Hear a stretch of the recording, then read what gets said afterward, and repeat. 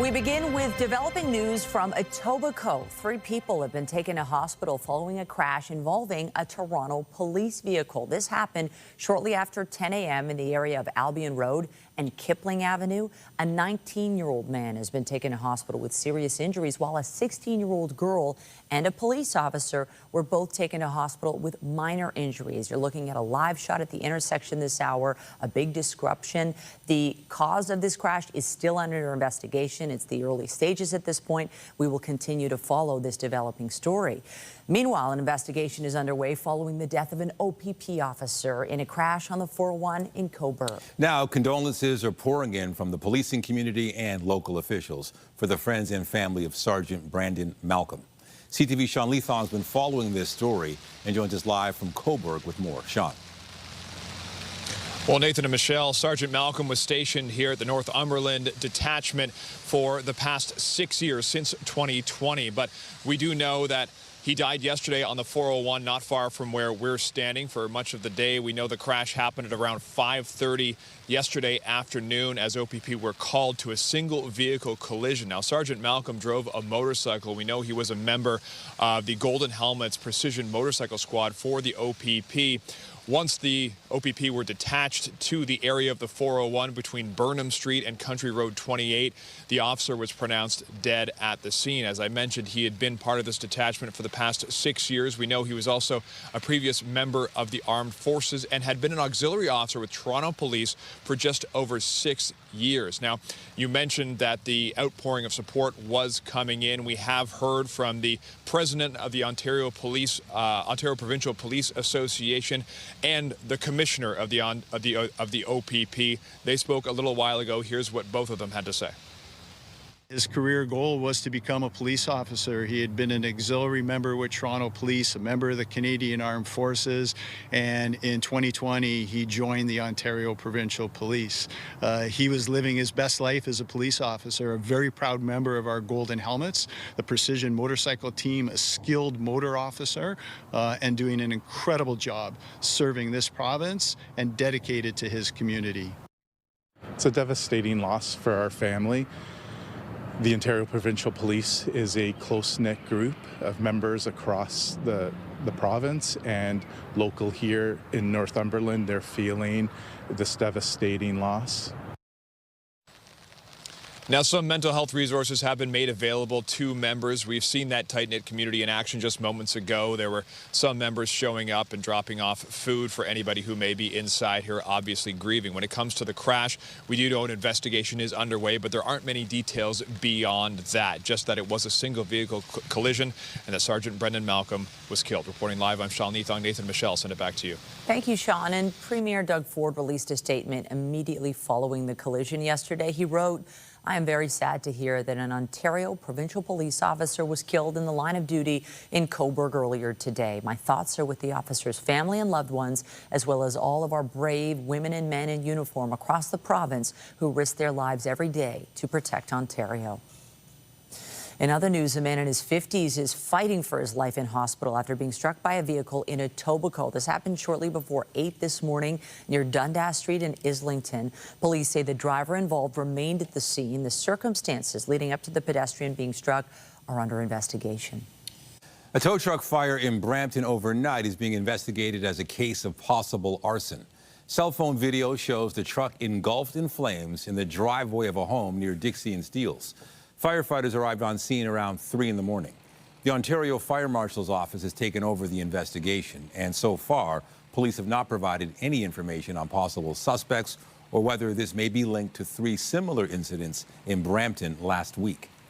A fire at a nightclub on Polson Pier is being investigated as a possible arson, with the CEO of Inc. Entertainment saying the venue has video footage of a small group of people setting fires.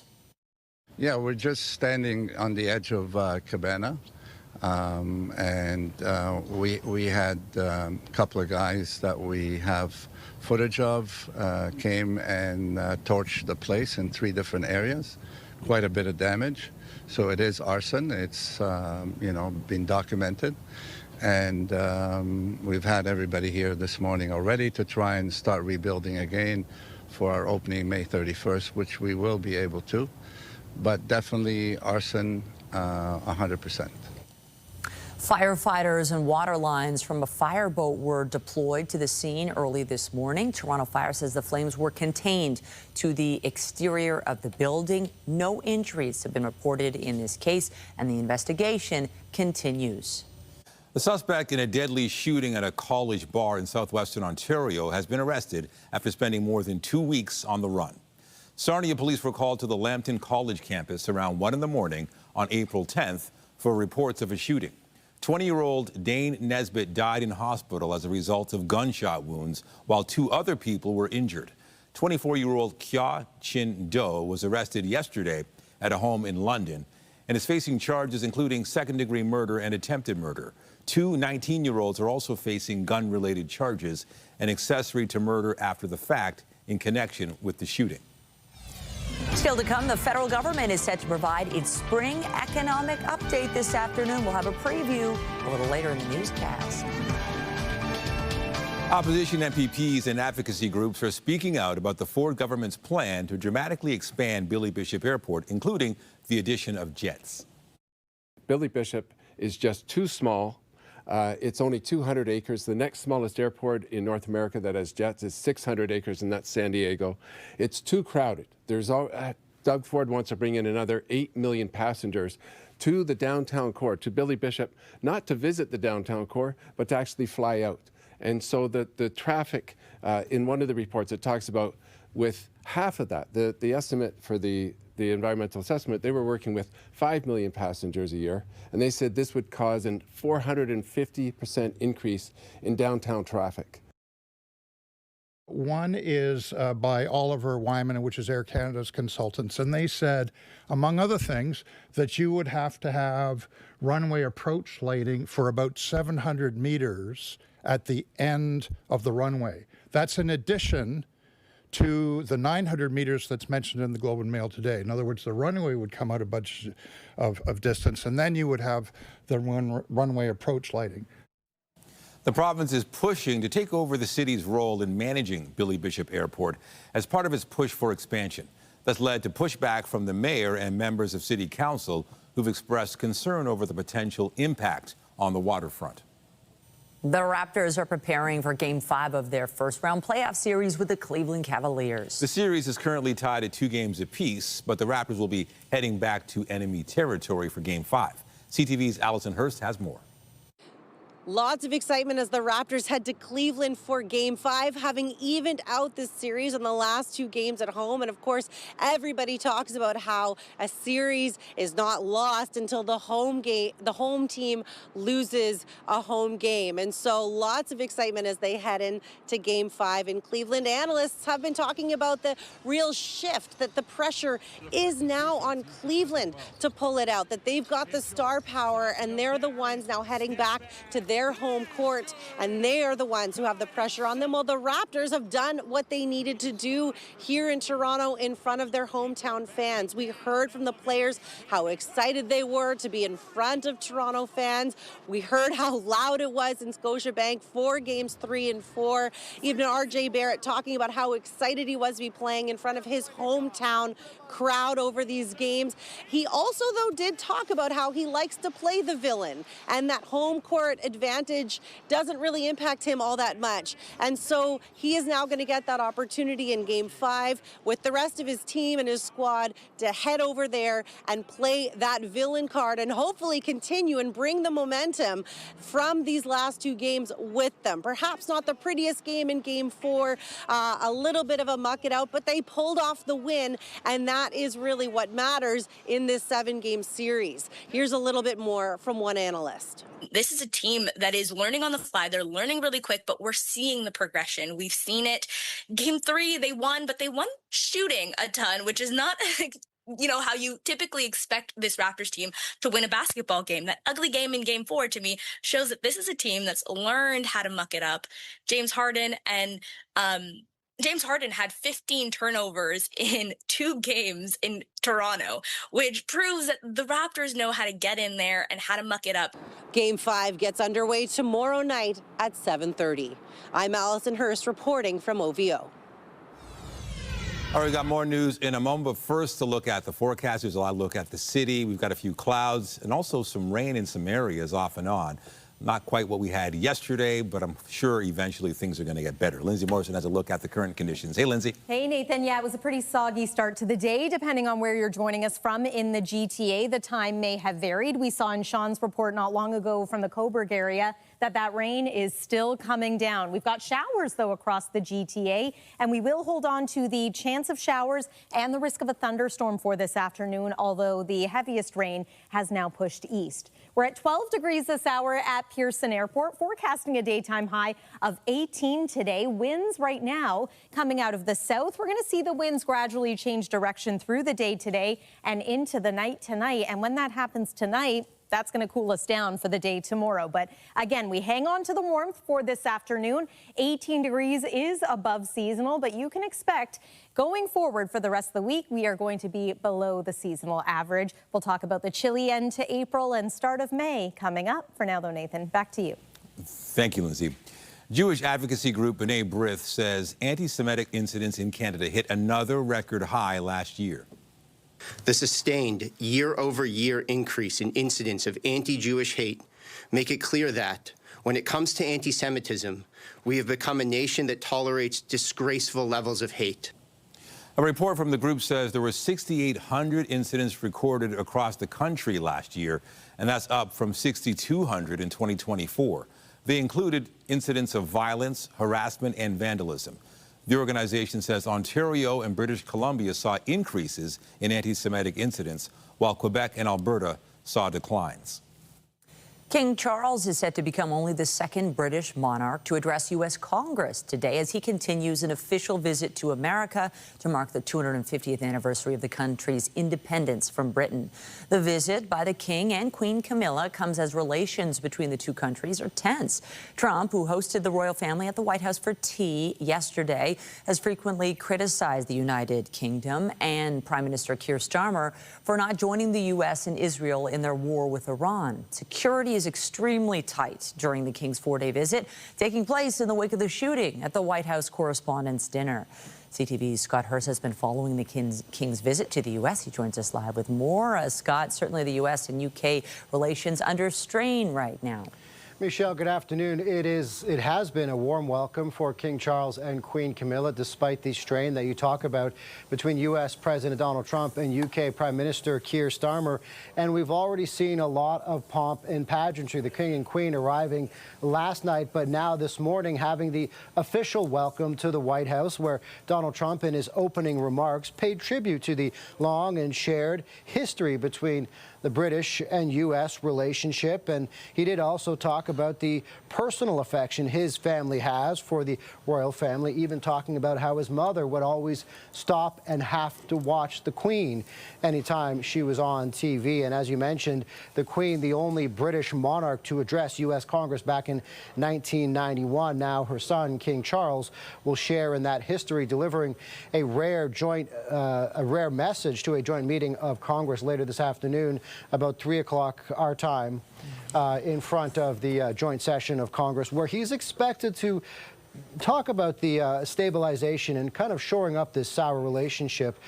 Comes at a time of increased tension, as you mentioned, between the U.S. president and the British prime minister, where the president has been quite critical of Keir Starmer for not doing more to support the U.S. with the war in Iran. And so this is part of an invitation to help celebrate America and the 250th anniversary, but also at a time where the King can really try to shore up the relationship between the two countries, Michelle. Well, Canada and the monarchy have deep ties. Is the King perhaps expected to discuss the ongoing trade war between us and the U.S.? It's unlikely that the King will have anything specific or public about the relationship between Canada and the U.S. right now, but it comes at an important time in Canada-U.S. relationships. This trip really is hyper-focused on trying to reset the relationship between the U.S. and the U.K., but there's no better advocate for Canada than the King. Of course, he is our King as well, and really a defender of our sovereignty, and we heard that last year at a time where there were so many comments about Canada from Donald Trump about about the 51st state, and the king was invited to deliver the speech from the throne and had strong statements about Canada and its sovereignty. One particular line that stands out, saying the true north is indeed strong and free, reaffirming Canada's strength and standing on the world stage. So, of course, the king is a strong advocate for Canada and a defender of our sovereignty. If there is anyone that could potentially get through to the U.S. president on a personal or a private letter or on a private function, it is likely to be the king because of the deep respect and affection that the U.S. president does have. But don't expect anything public to come out of the meeting between the king and the U.S. president about Canada-U.S. relationships. It does make you wonder what will be said behind closed doors. CTV Scott Hurst live for us in the National Newsroom. Thank you. Thanks, Michelle. The federal government is set to table its spring economic update today, with Prime Minister Mark Carney hinting at a rosier bottom line and smaller than expected deficits. Carney's November budget projected a $78.3 billion deficit for 2025-2026. However, new Finance Department numbers show the government ran a $25.5 billion deficit from April of 2025 to February of 2026. The update will come after the Prime Minister unveiled plans for Canada's first National Sovereign Wealth Fund yesterday. And CTV's Annie Bergeron-Oliver joins us now live from Ottawa with more. So, Annie, what are we expecting to hear about this fiscal update? Hi, Nathan. Well, you mentioned this Canada Strong Sovereign Wealth Fund. We are expected to hear more details about that fund. The Prime Minister announced it yesterday, saying that the government will put in an initial $25 billion to get the fund going, and that it would be a Crown corporation that would independently run and manage the fund. So we are expecting to hear more details about what this fund will really entail. A lot of other sovereign wealth funds use the revenue from oil and gas, take a little bit of that revenue, put it into the sovereign wealth fund, and that's one of the ways it grows. The Prime Minister wouldn't say if that's the way that this Canada Strong Fund will operate. So a lot of people are going to be looking to today's economic update to see whether that will be included and what other details there are in there about the Canada Strong Fund. But I think overall, the big takeaway from today and the big headline that you're going to see after 4 o'clock when the embargo lifts is what is the deficit. As you pointed out, last budget, which was Carney's first, estimated the deficit at about $78 billion for last fiscal year. You also pointed out that recent numbers from the Finance Department are showing that the deficit does tend to be or is projected to be tens of billions of dollars less. And private sector economists are saying the same thing, Nathan. They're saying that because of very high oil prices, which are really hurting consumers at the pumps and elsewhere, that's bringing in a lot more federal revenue, and that will help bring down the deficit. So the big question is, where exactly will this deficit land? What does it look like over the next few years? And is there any projection to get this budget back to balance? And how soon will that deficit be at zero, if at all, Nathan? And also, the Prime Minister's strategy has to become less reliant on the U.S. when it comes to trade. How might that factor into today's update? Well, this seems to have really been factoring into almost every decision that the Prime Minister has made over the last year. We even talked about this Sovereign Wealth Fund yesterday. This is, key to that messaging of diversifying away from the United States and really focusing on growing the Canadian economy and investing in Canada to help ensure that infrastructure projects get built, to create jobs, and to help improve the domestic production of the economy and to help improve the economy. So, I think it's fair to expect to see a lot of language in this economic update about making the economy more resilient to shocks, which includes trade policy in the United States, investing in Canadian industries. We're expecting to see something perhaps about skilled trade workers, so putting money towards that to get more workers to help get some of these major projects done. The other area we're looking here is at defense. A lot of economists are hoping to see more information about how the government intends to reach 5% of GDP by 2035. This is a big goal for the federal government. And up until now, we haven't really had much of a breakdown about how the government intends to be spending this money and how much money it's going to be spending. The government has signaled, Carney himself, that he no longer wants to spend a majority of Canada's defense budget in the United States, and that he wants to shift that, focusing more at home in Canada. That raises the question about, will there be incentives in here to spend defense money in Canada? Will there be other incentives that help local defense companies to be more competitive in these big contracts? That's a big question here. You know, there's also a lot of money that needs to be spent when it comes to submarine and F-35s. And some of those major contracts may not go to the United States. There are other competitors, South Korea, for example, if we talk about the submarines. So maybe there's some movement there. But overall, again, just look for the wording when it comes to strengthening the economy and investments that are really helping the domestic production in Canada, potentially even helping industries that have been really hurt by the U.S. tariff. So for sure, this will play out throughout the economic update today, Nathan. All right, CTV's Annie Bergeron-Oliver in Ottawa. Thank you. Thank you. The cost of raising cattle is going up, along with the price of beef at the grocery store. However, some in the agriculture industry are feeling optimistic as China is once again accepting Canadian beef. CTV's Tyson Fedor has the story. If you go to the grocery store and are shopping for beef, you will have noticed the soaring price, 14% in the last year, according to Statistics Canada. The whole world that can afford it seems to really enjoy beef. Demand remains, but it comes as livestock prices are up. What was a $1,500 cow now sees Leathong selling it for more than double. Every month we wish we would have bought more last month because it's higher. It feels like runaway inflation today. But Colk says the cost of doing business is way up, paying more for feed and for hay. Futures Market says cattle prices are up 6% in the last month, 20% compared to last year. The cattle business is not jump in for 6 months and get out and wait till it gets better and then jump back in. You're in it for the long haul. Calgary's business community hosted the province's ag sector Monday. Many feel there is a level of optimism within the sector that has not been felt in some time. The fact that China has lifted its ban on Canadian beef being imported into the country, fantastic. So that really is a great opportunity for us as well. And certainly we know that we have what the world needs: food, fuel, fertilizer. But getting beef, grains, or fertilizer to other markets, including Asia, has been difficult due to high shipping costs. It's great to make the statement that we want to double our agricultural industry, but when our rail's already 100% utilized, how are we going to get that doubling of that to market? Despite the optimism for some, others in the industry say global volatility has challenged the sector like never before. Just in recent years, we endured those droughts, COVID, policy issues out east, multiple supply chain collapses, and even last year's Liberation Day. But what we've encountered over the past several weeks has impacted global agriculture like very few events in history. It could literally take years for us to regain equilibrium. Tyson Fedor, CTV News, Calgary. A man accused of plotting to attack one of Taylor Swift's concerts in Vienna nearly 2 years ago has pleaded guilty as his trial began today. The plan was thwarted, but Austrian authorities still canceled Swift's 3 planned shows in August of 2024. The defendant faced several charges, including terror offenses and membership in a terrorist organization. His defense attorney says he pleaded guilty because he regrets the plan. Donald Trump says Iran has informed him the Islamic Republic is in a state of collapse and is figuring out its leadership situation. The U.S. president insists Tehran also wants the Americans to open the Strait of Hormuz as soon as possible.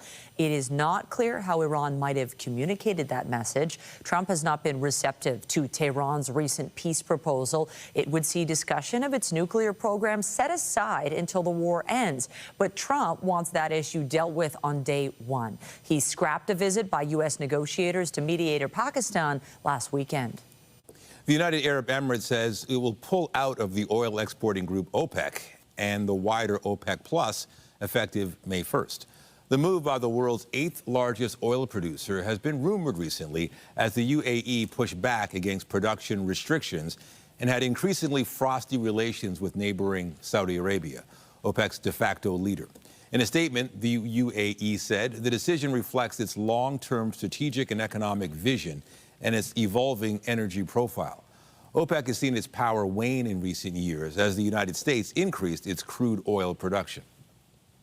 And the war in the Middle East continues to impact prices at the pump, but it's also affecting companies that make personal protective equipment. That includes things like medical gloves. As CTV's John Valley-Rao tells us, the companies are warning about supply challenges and soaring costs. In a warehouse in Vaughan, Ontario. All these have been really affected from the raw material shortage. Daniel Pecchioli showed us the many boxes of disposable gloves his company gets manufactured in places like China.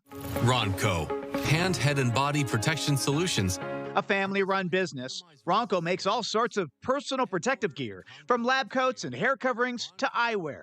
And they're feeling the pinch from the conflict in Iran and global energy shock, because a lot of the raw materials that go into their items are a byproduct of oil and natural gas, which are in short supply in Asia. It's impacting the cost of manufacture because the products that we use, which is a byproduct of oil, that cost has risen.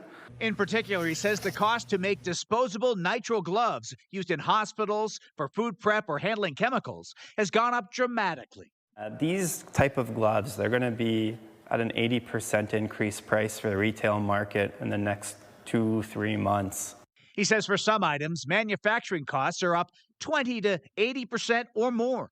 Latest I heard is some people have said up to 100%. While Ronco has had to raise some prices, they say they haven't yet passed on the full cost to their customers.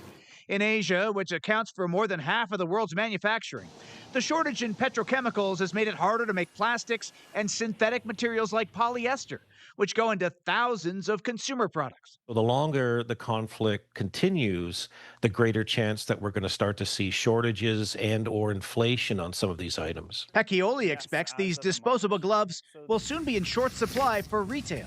It's going to happen May, June, and that's when there's going to be a shortage in the Canadian market for these. Meanwhile, experts say even after the Strait of Hormuz reopens, it'll take months for the cost of some manufactured goods to stop their upward climb. John Benavalli-Rouse, CTV News, Vaughan, Ontario. Well, after a beautiful sunny day yesterday, we have found ourselves in a much more unsettled weather pattern for today and for tomorrow. So plan on keeping that umbrella handy. Rounds of rain expected into tomorrow, beginning around the noon hour. Let's talk about this evening. Hanging on to the chance of showers and a risk of a thunderstorm, but overall drier compared to the morning. We skip ahead to tomorrow night, and while it's not a home game, you better believe Jurassic Park is going to be packed with fans cheering on the Raptors. You can expect a somewhat chilly temperature of 9 degrees at tip-off, with that chance of showers there as well. Stay with us. We're going to take a look at your 7-day forecast and talk about your weekend weather after the break. When you see it happen, send it to CTV News.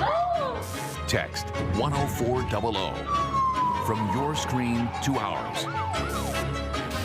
Text 10400. Well, after a glorious Monday, we are into an unsettled stretch, perhaps even stormy on this Tuesday. Right. So anything can happen, but at least we're, in the double digits. That's one decent thing. Yeah, at least for today. Things are going to change as we make our way through the rest of the week. So I don't like to focus on, negative. I'm a glass half full kind of gal. But as we make our way through the next couple of days, we're looking at more in the way of wet weather, and we are expecting some cooler temperatures as we finish off this month of April. Wait until you see the overnight low as we officially head into May. Weather is brought to you by the Presler Law Firm. Injury lawyers you don't pay unless they win. More on local thunderstorms in just a moment, but first I want to take you to Michigan. This is where some pretty powerful storms rolled through last evening, and as you can see, the winds were strong enough to uproot major large trees, caused plenty of damage as well. At one point, more than 70,000 people were without electricity in the state. And yes, this is the same disturbance, the same low pressure system that ended up influencing our weather heading into today with all that rain. And these numbers, this is not including the rainfall that we've seen so far today. So as of yesterday, more than 110 millimeters of rainfall in the month of April. That is well above average. And of course, this on the heels of what was a very rainy March as well. So this spring, yeah, it's been something else, hasn't it? And we're not through with the wet weather. We're still seeing some spotty showers around the GTA. A couple of showers have developed to our west as well. So we're going to keep an eye on that as we make our way through the afternoon. Seeing less likelihood of thunderstorms developing through the afternoon, but the chance is there. And then we're going to dry out somewhat for this evening. Next disturbance moves in for tomorrow. This one's not going to impact our morning drive quite the same way. It's going to arrive a little bit later in the day. So just wanted to pause this around 4 p.m. today to show you the possibility of some pop-up showers or storms, but it's not looking too bad right now. There's about noon tomorrow. So we're back into some showers, and it's not just for the noon hour. Into the evening dinner hour, likely still dealing with some scattered wet weather. Heading into the day on Thursday, drier, a little more in the way of sun, but not completely in the clear. As you can see, some areas are still going to see a few showers, including us, perhaps before the afternoon is finished, heading into the evening hours. So as far as rainfall is concerned, anticipating another 10 to 15 millimeters over the next 2 days here, depending on where you're joining us from. So again, not including today's rainfall, you can expect that April total to go right up. Speaking of up, temperature is on the rise in Windsor. It is 12 degrees right now in Toronto, 20 though in Windsor. 7 degrees is what we're forecasting for a low tonight in the city. And then tomorrow, this is a little bit cooler. We're going to have a northwest wind this time, along with the showers. So 11 degrees, still in the double digits. There is that, but not as comfortable as yesterday or today. Some communities are going to be close to single-digit territory. If not tomorrow, then certainly as we make our way into Thursday and Friday. But at least the sun should be back out for those days. We do hang on to that chance of showers, as mentioned. Overnight lows near freezing. Friday morning, Saturday morning. The first weekend of May is looking a little chilly. Keep in mind our average daytime high this time of year is about 15 or 16 degrees. So this is cooler than what we expect at this time of year. That's the weather for now. Michelle, over to you. Oh, come on now. Thank you, Lindsay. Well, the PWHL is drawing more fans. The league says more than 1.1 million fans attended 120 games this year. That's an average of 9,300 per game, up nearly 30% compared to last season, including the playoffs. It's also up 71% compared to the league's inaugural season. In-arena sales of merchandise also doubled this year, with online sales up 50% compared to 2025. Meanwhile, YouTube viewership increased 77% this season, with people tuning in from 154 different countries. The Blue Jays will be looking to get back into the win column as they continue their series with the Red Sox tonight. And that's going to do it. Jesus Sanchez sneaks it inside the bag at third, and he's got a double. The Jays were held to just 2 hits in the series opener against the Red Sox last night, going on to lose the game 5-0. First pitch for tonight's game is set for just after 7 at Rogers Center. Meanwhile, Trey Yesavage will be making his season debut tonight. The 22-year-old had been on the injured list with a right shoulder impingement. Yesavage made his major league debut last season, making 3 regular season starts before becoming a key member of their playoff rotation during last year's run to the World Series. Cloudy conditions as we head into the back half of this noon hour. You're watching CTV News at noon. Stay with us.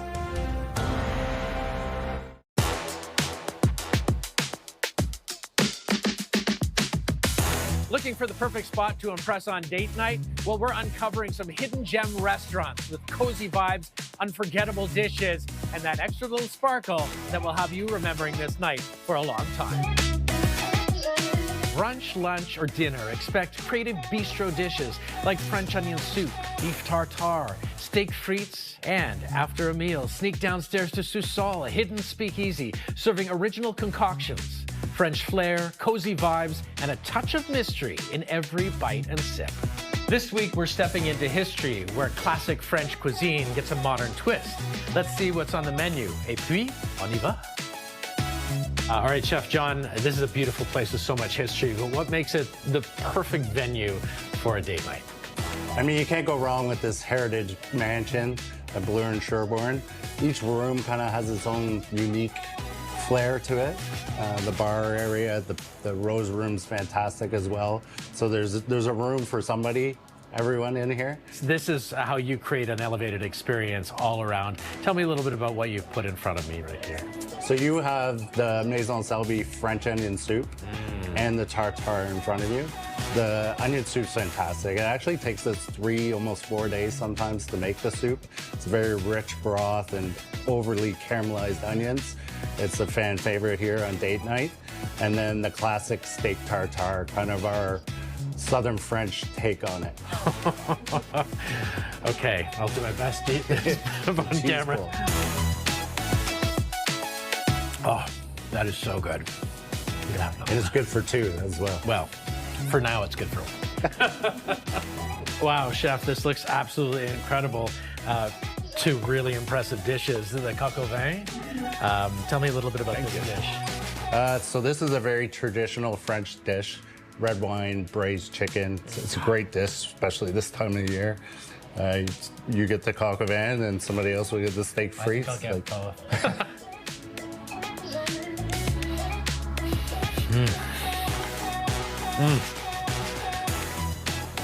This is why people love coming to Maison Selby, especially for date night.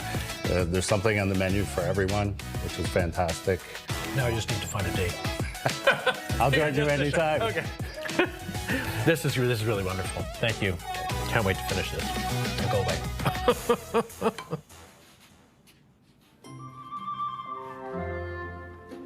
Well, there you are. Been saving you a seat. Have a seat. And cheers to you. Fall in love with Toronto's cozy candlelit spots. This gem is perfect for weekend date nights. Full details at cp24.com.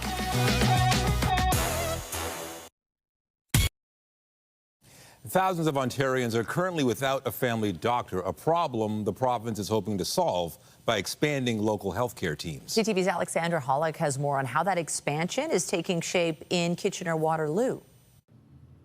For many people in Waterloo Region, family physicians are few and far between. The latest data we have suggests almost 80,000 people without access to a primary care provider. It's more than 10% of the region's population and a small portion of millions across Ontario.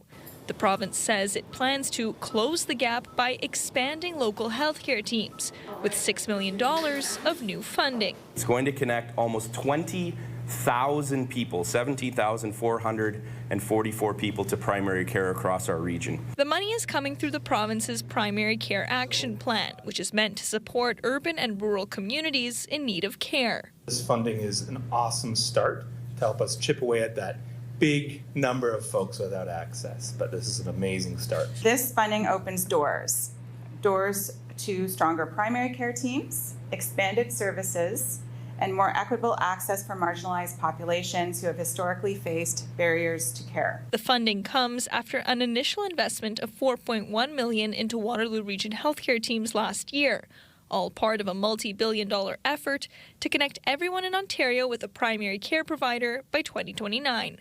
We're really seeing real momentum from the government on primary care. Dr. Jobin Verghese is the president of the Ontario College of Family Physicians.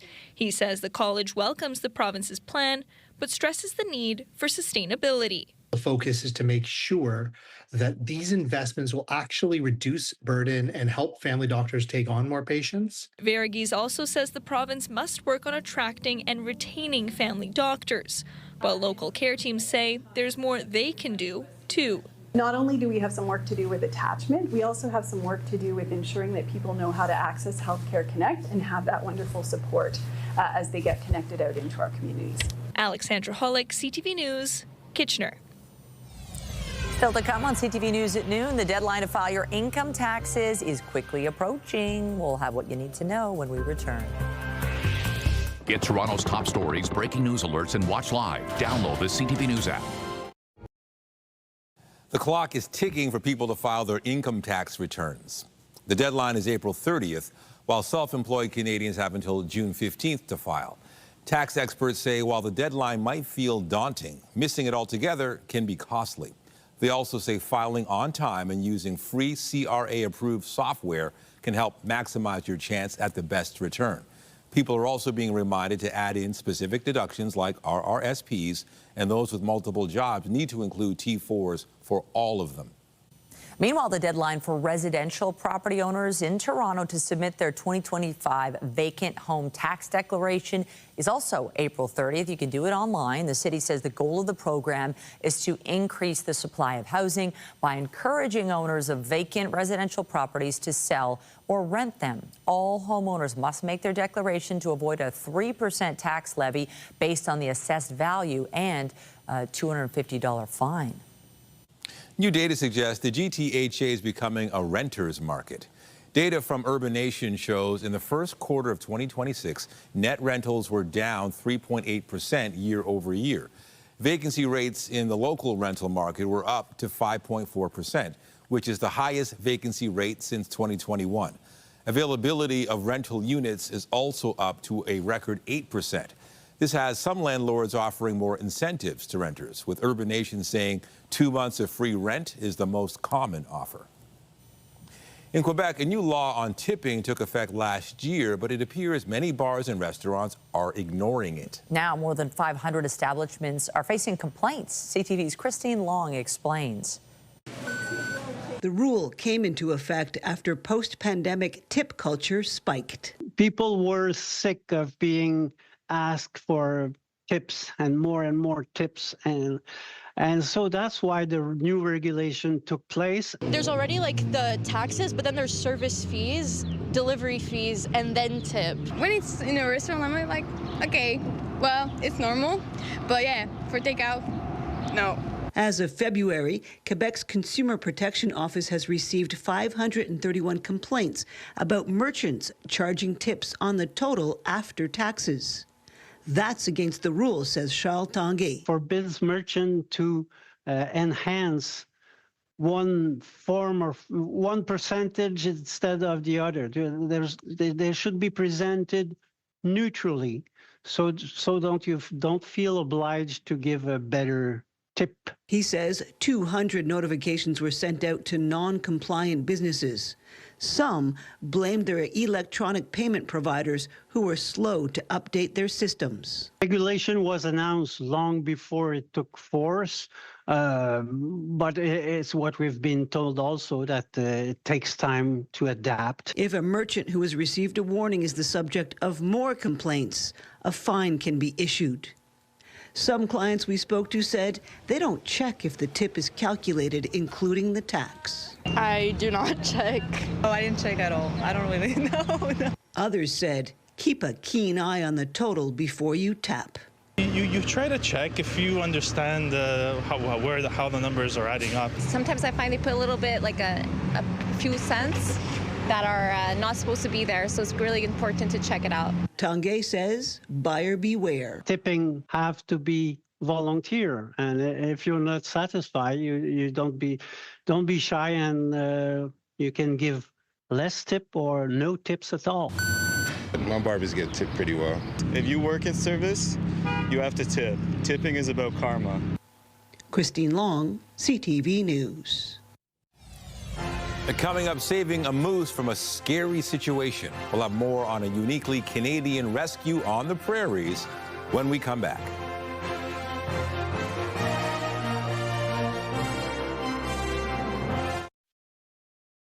A towing company in rural Saskatchewan is getting a lot of attention after rescuing a moose from a frozen lake. CTV's Allison Bamford has more on how they were able to secure the massive mammal.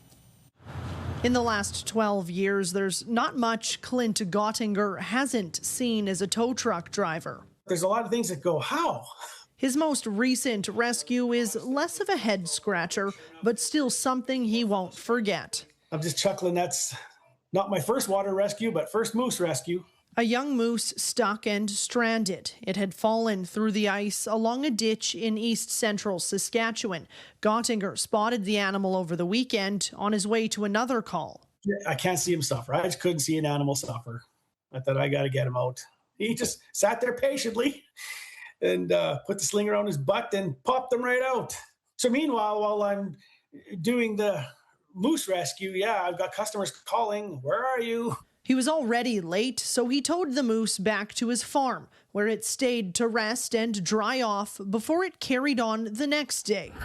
It's not the first moose rescue on the prairies this month. Just last week, this group pulled one out of the water in Manitoba, and wildlife rescues say they receive calls every year about animals on the ice. It's a large, scared mammal that's wild, and you could very easily get injured. So my best advice would be call us. We can make the call for you, or call conservation officers. Gottinger just happened to be in the right place at the right time with the right equipment to help out. He didn't have no roadside assistance or cash, so. A friendly encounter he and the moose are surely grateful to have had. Allison Bamford, CTV News, Saskatoon.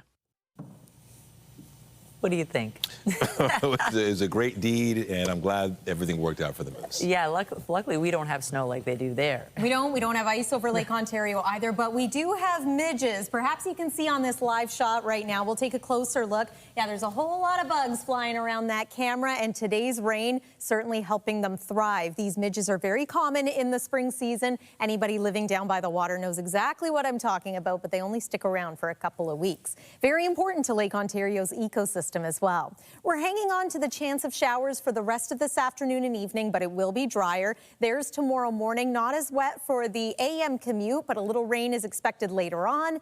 And one more look at your 7-day forecast shows a chilly first weekend of May. Nathan and Michelle. All right, thank you, Lindsay. And that's it for CTV News at noon. Remember, you can get Toronto's breaking news all day long on CP24 and at ctvnewstoronto.ca. For Lindsay Morrison and all of us here, have a pleasant afternoon. I'm Michelle Dubé. And I'm Nathan Downer. Be sure to join us later for CTV News at 5 and 6.